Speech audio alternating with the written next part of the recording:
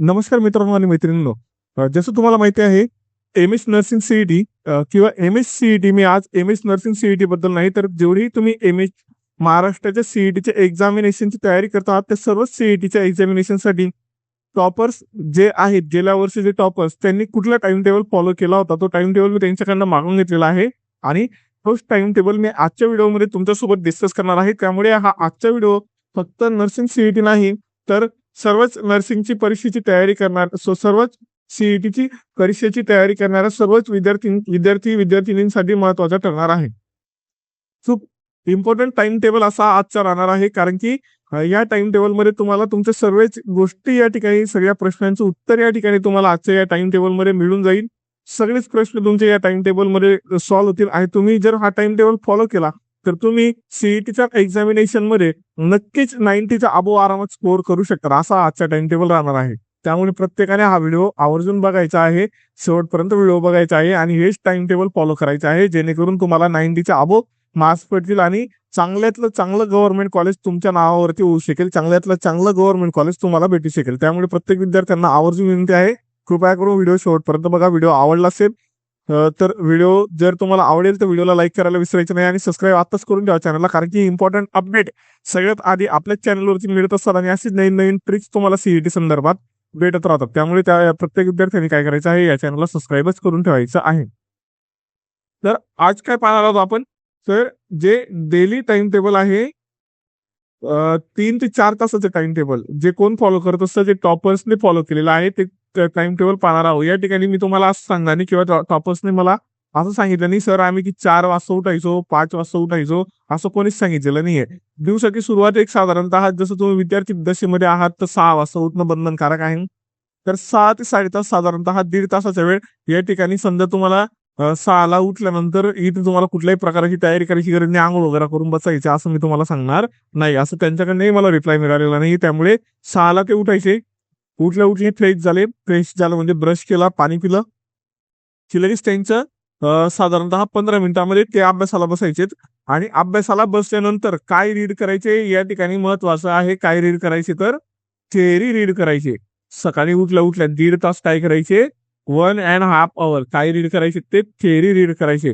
तर त्याच्या मागचं कारण मी त्यांना विचारलं तर त्यांनी त्याचे उत्तर सांगितलं, सर सकाळी मेंदू फ्रेश असतो, कन्सेप्ट समजून जातात, जे कठीण आहे ते अभ्यासाला सोपं जातं, बोर वाटत नाही, मन फ्रेश असल्यामुळे, दिवसाची सुरुवात असल्यामुळे एकदम जे वाचलेलं आहे ते लक्षात ठेवायला सोपं जातं. हा मी डायग्राम पण या ठिकाणी ते काढून घेतो, कारण की डायग्राम पण लवकर या ठिकाणी सकाळचा वेळ असल्यामुळे डायग्राम लवकर पाठ होतात. उदाहरणार्थ हा आजची तुम्ही डायग्राम लर्न करत आहात, किडनीची डायग्राम लर्न करत आहात, तर ते सुद्धा आम्ही सकाळी लिहून लिहून डायग्राम ड्रॉ करून करून पाठ करून घ्यायचे, जेणेकरून आम्हाला जर आम्ही डायग्राम ड्रॉ केली सर तर काय व्हायचं, डायग्राम सोबत आम्हाला त्या डायग्रामचं फंक्शन, ती डायग्राम पूर्ण डोक्यामध्ये बसून द्यायची. साधारणतः 1.5 तासामध्ये सांगायला गेलो तर त्यांनी मला असं सांगितलं की 1.5 तासामध्ये 3 चॅप्टर आरामात कव्हर करायचो सर आम्ही. मग मी विचारलं कसं काय कव्हर करायचे, तर त्यांनी सांगितलं हाफ आवर, म्हणजे 1.5 तासाला 3 याच्यामध्ये त्यांनी विभागलेलं होतं. अर्धा तास एक चॅप्टर साठी, अर्धा तास दुसऱ्या चॅप्टर साठी, अर्धा तास तिसऱ्या चॅप्टर साठी, असं 3 चॅप्टर त्यांचे 1.5 तासामध्ये होऊन जायचे असं त्यांनी सांगितलं. आणि महत्वाचे जे मुद्दे असायचे सर ते आम्ही लिहून काढायचो, जेणेकरून आम्हाला म्हणजे इम्पॉर्टंट जे ते आम्हाला एक्सट्रॅक्ट करता येईल. आणि ज्या टायमाला आम्हाला बोर होतंय किंवा ज्या टायमाला अभ्यासाला मन नाही लागत आहे किंवा बोर वाटायला लागलेलं आहे वाचता वाचता, तर त्या टायमाला आम्ही काय करू, इतर थेअरी न रीड करता जे महत्वाचे मुद्दे आहेत ते आम्ही त्याच्यावरती जे आम्ही लिहून ठेवलेले ते आम्ही लिहून रिव्हिजन करू किंवा पाठ करू किंवा अजून दुसरी कुठली तरी अभ्यासाची टेक्निक वापरू आणि ते पाठांतर करायचा प्रयत्न करू, असं त्यांनी आपल्याला माहिती दिलेली आहे. नंतर 7:30 ते 8 वाजता हाफ अवरचा ते काय घ्यायचे, ब्रेक घ्यायचे. हाफ अवरचा काय घेतलेला या ठिकाणी त्यांनी ब्रेक. त्या ब्रेकमध्ये मग त्यांचे ब्रेकफास्ट असेल, तुमची सोप्या भाषेमध्ये सांगायला गेलो चहा नाश्ता सकाळी उपाशी पोटी, कोणाला अभ्यास होत नाही, विद्यार्थ्यांना अभ्यास होत नाही उपाशी पोटी, मग मन लागत नाही, चित्त लागत नाही, त्यामुळे मग ब्रेक घ्यायचे आणि काय करायचे, ब्रेकफास्ट घ्यायचे. त्यामध्ये चहा बिस्किट असेल, चहा नाश्ता असेल, चहा पोहे असेल, असं ते ब्रेकफास्ट मध्ये खायचे. असं पद्धतीने त्यांनी आपल्याला सांगितलेलं आहे. याच्यानं काय का त्यांनी असं केलं, तर त्यामागचे त्यांनी मला कारण सांगितलं, उत्तर दिलं, सर मेंदू रिफ्रेश होतो, अभ्यासात कंटाळा येत नाही आणि सगळ्यात महत्वाचं म्हणजे मन उडत नाही, चित्त एकाच जागेवरती राहतं. ठीक आहे. मग इथून पुढे त्यांचा ब्रेक असायचा कंटिन्यू. मग नंतर दुपारचे 2 ते 3 ला पुन्हा ते सुरुवात करायचे कशाला, एमसीक्यूज प्रॅक्टिसला. सकाळी जे टॉपिक त्यांनी रीड केलेले आहे, जे चॅप्टर त्यांनी रीड केलेलं आहे, त्या चॅप्टर वरती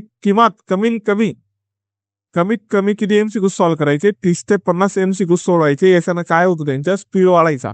नंतर मग पुन्हा 3 वाजेपासून 3:30 वाजेपर्यंत जे रॉंग आन्सर त्यांनी एमसीक्यू सॉल्व्ह करताना त्यांना रॉंग आन्सर मिळालेले आहेत, ते रॉंग आन्सरला अनालाइज करायचे. आणि का चूक झाली, चूक कुठे झाली, चूक जर थेरी वाचण्यामध्ये झाली असेल तर ती थेरी ते पुन्हा रिपीट करायचे, रिवाइज करायचे आणि कन्सेप्ट क्लिअर करून घ्यायचे त्याच वेळेस. कारण की आज जर उत्तर चुकलेलं आहे तर भविष्यामध्ये गॅरंटी असते की तेच उत्तर, तुम्ही चुकलेलं उत्तर परत ती चूक तुम्ही परीक्षेच्या टायमाला करणार. म्हणून ते करायचे, काय करायचे, चूक का झाली, थेरी वाचण्यामध्ये आपण कमी पडलो म्हणून या प्रश्नाचं उत्तर चुकलेलं आहे, म्हणून ते काय करायचे, चुकीच्या प्रश्नांचे अनालाइज करायचे. नंतर चुकलेले प्रश्न उत्तर का चुकलं ते समजून घ्यायचे आणि थेरी पुन्हा वाचायचं. मी ऑलरेडी तुम्हाला आता 30 सेकंदापूर्वी सांगितलं. चूक झाली, चूक कशामुळे झाली असेल तर आपण जी वाचलेली थेरी आहे ती कुठेतरी आपल्या डोक्यामध्ये बसताना, आपल्या लक्षात राहताना आपण चुकीची लक्षात ठेवली, त्यामुळे जे येणारं उत्तर आहे ते उत्तर चुकलेलं आहे. त्यामुळे मग ते काय करायचे, पुन्हा थेरी वाचायचे आणि मिसकन्सेप्ट जी झालेली आहेत, मिसअंडरस्टँडिंग जी झालेली आहे, ते मिसकन्सेप्ट दूर करायचे. अशा पद्धतीनं अभ्यासाचा हा फंडा त्यांचा असायचा. पुढे 7 ते 8 वाजता दुपारी बोलतोय मी, संध्याकाळी 7 ते 8 वाजता काय करायचे, मग रिव्हिजन. आता हे नर्सिंग स्टुडंटने दिलेला टाइम टेबल आहे म्हणून या ठिकाणी तो नर्सिंग ऍप्टिट्यूड वाचायचा. तुम्ही नर्सिंग ऍप्टिट्यूडच्या जागेवरती तुमचे जे इतर सब्जेक्ट असतील जसं फिजिक्स, केमिस्ट्री, काही विद्यार्थ्यांच्या पीसीबी ग्रुपची सीईटी असते, तर ते या ठिकाणी जो तुमचा कठीण सब्जेक्ट आहे पीसीबी, त्याच्यावरती फिजिक्स, केमिस्ट्री, बायोलॉजी पैकी जो तुम्हाला कठीण वाटतो त्या सब्जेक्टला, मॅथमॅटिक्स पैकी तुम्हाला जो कठीण सब्जेक्ट वाटतो त्या सब्जेक्टला रिपीट करू शकतात, वाचू शकतात. रिपीट म्हणजे रिव्हिजन. या ठिकाणी तुम्हाला रिव्हिजनला हा 1 तास तुम्हाला द्यायचा आहे. जो सब्जेक्ट तुमचा वीक पॉईंट आहे त्या सब्जेक्टला तुम्हाला काय करायचं आहे, 1 तास वेळ देऊन रिवाइज करायचा आहे. ठीक आहे. नंतर जो सकाळचा अभ्यास सकाळी अभ्यास केलेला आहे, ते सकाळच्या अभ्यासाला तुम्हाला 7 ते 8 एका तासामध्ये पुन्हा काय करायचं आहे, रिवाइज करायचं आहे. रिवाइज आणि रिपीट मध्ये फरक असतो विद्यार्थी मित्रांनो. रिवाइज करणं म्हणजे तुम्हाला समजलेलं असतं, त्याच्यामुळे तुम्ही ते काय करतायत, रिवाइज करतायत. आणि रिपीट करणं म्हणजेच काय करणं, या ठिकाणी मी लिहून सांगतो. रिपीट करणं म्हणजेच तुम्हाला जे समजलेलं नाही ते तुम्ही पुन्हा समजून वाचून समजण्याचा प्रयत्न करतायत, त्याला म्हणतात रिपीट करणं. आणि रिवाइज करणं म्हणजे काय, तुम्हाला समजलेलं आहे पण तुम्ही ते पुन्हा लक्षात राहण्यासाठी त्याला काय करत आहात, रिपीट करत आहात. ठीक आहे. 7 ते 8 वाजता तुम्ही रिव्हिजन करा. सकाळचा जो अभ्यास तुम्ही वाचलेला आहे त्याला रिवाइज करा. हलका विषय असल्यानं संध्याकाळी योग्य पद्धतीने रीड होतो. मग या ठिकाणी तुम्हाला जर बायोलॉजी सोपा वाटत असेल तर बायोलॉजी पण तुम्ही संध्याकाळच्या टायमाला रिवाइज करू शकता. ठीक आहे. पुढे 8 वाजेपासून तर 8 ते 8 वाजून 15 मिनिटापर्यंत तुम्हाला एक छोटासा ब्रेक घ्यायचा आहे, ज्यामुळे तुम्ही चहा घेऊ शकतात, तुम्हाला फ्रेश वाटेल असं काहीतरी पदार्थ खाऊ शकतात. गोड पदार्थ जर खाल्लं तर फिलिंग ऑफ हॅपीनेस, आनंदी असल्यासारखं वाटतं, एनर्जी असल्यासारखं वाटतं. या ठिकाणी तुम्ही चॉकलेट खाऊ शकतात. ज्यांना चहा आवडते चहा घेऊ शकतात, ज्यांना कॉफी आवडते ते कॉफी पिऊ शकतात. आणि कॉफी पिल्यानंतर, चहा घेतल्यानंतर, चॉकलेट खाल्ल्यानंतर, जेही तुम्हाला आवडतं ते खाल्ल्यानंतर डोळ्यांना विश्रांती द्यायची, थोडंसं पाणी डोळ्यांवरती शिंपडायचे. डोळ्यांना पाणी लावून मी असं म्हणली, पुन्हा तोंड डावा, डोळ्यांना असं पाणी मारा. पाणी मारल्यानंतर डोळे क्लीन करा आणि पुन्हा 8 वाजून 15 मिनिटांना तुमच्या अभ्यासाला तुम्हाला सुरुवात करायची आहे.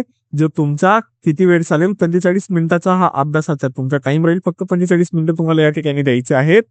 आणि त्या 45 मिनिटांमध्ये तुम्हाला काय करायचंय राजांनो, जे डिफिकल्ट टॉपिक आहेत, फिजिक्सचे फॉर्म्युला आहेत, मॅथचे फॉर्म्युला आहेत, जे डिफिकल्ट डायग्राम असतील बायोलॉजीच्या, ते तुम्हाला या ठिकाणी काय करायचे आहेत, येऊन काढायचे आहे, पाठांतर करायचं आहे. अवघड टॉपिक पुन्हा तुम्हाला बघायचे आहेत, फॉर्म्युला तुम्हाला लिहायचे आहे, डायग्राम तुम्हाला लक्षात ठेवायचे आहे. डायग्राम जर लक्षात राहत नसेल तर त्यासाठी एक टेक्निक सांगतो, ड्रॉ, राईट अँड रिपीट.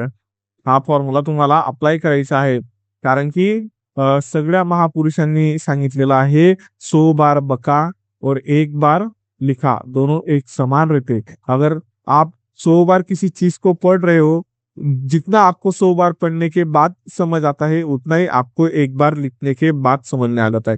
म्हणजेच काय तुम्ही एकदा जे तुम्ही 100 वेळेस जर वाचलं तितकं तुमच्या लक्षात नाही राहू शकेल जितकं तुम्ही एक वेळेस लिहून काढलं. म्हणून तुम्हाला जितकं जास्त होऊ शकेल तितकं जास्त लिहून लिहून पाठी घ्या, पाठीवरती लिहून लिहून पाठांतर करा. त्याच्यानं तुम्हाला काय होईल, जास्त तुमचा अभ्यास होईल आणि जास्त अभ्यास तुमच्या लक्षात राहील. डिस्क्रिप्शन मध्ये मी तुम्हाला व्हॉट्सअप ग्रुप दिलेला आहे. तो व्हॉट्सअप ग्रुप सर्वांनी आवर्जून जॉईन करायचा आहे, कारण की मी त्या व्हॉट्सअप ग्रुपला असे महत्वाचे टाइम टेबल असतील आणि तुमचे महत्वाचे टाइम टेबल झालं, तुमचे पीडीएफ झाले, फ्री नोट्स झाले, ते मी तुम्हाला आपल्या व्हॉट्सअप ग्रुपच्या माध्यमाने पुरवण्याचा प्रयत्न करतो. त्यामुळे सर्व विद्यार्थ्यांना आवर्जून हात जोडून विनंती आहे, कृपया करून डिस्क्रिप्शन मध्ये कमेंटमध्ये मी व्हॉट्सअप ग्रुप दिलेला आहे, तो व्हॉट्सअप ग्रुप सर्वांनी जॉईन करून घ्या. तोपर्यंत जय हिंद, जय महाराष्ट्र.